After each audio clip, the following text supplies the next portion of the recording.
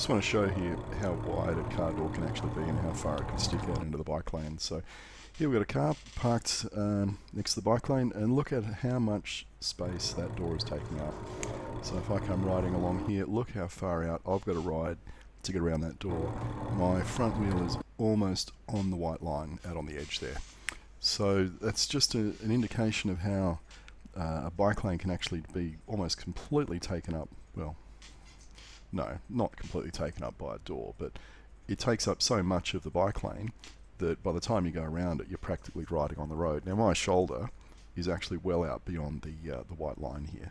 I'm essentially riding in the car lane. So, and this is an example of where the door was already open. I had plenty of notice. I was going very slowly, as you can see. I actually did a U-turn to go back and take this bit of footage.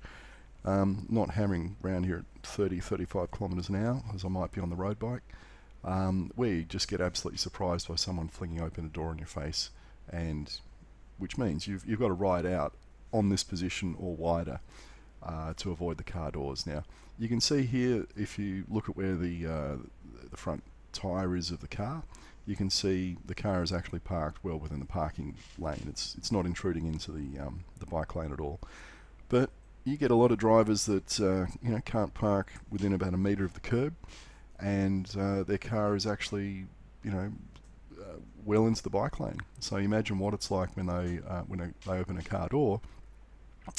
You have to be riding on the right of that white line in order to avoid getting doored.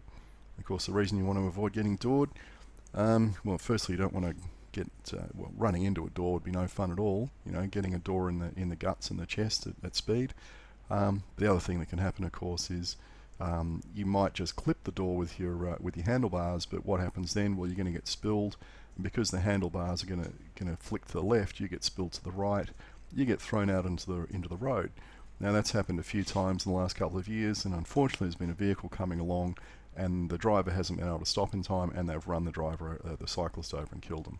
So that's why these bike lanes like this one in Concord can actually make cycling riskier, because they give you a feeling that you're safe, you're in this lane, but in actual fact, they're actually putting you at risk by putting you next to cars where a door might suddenly open in your face.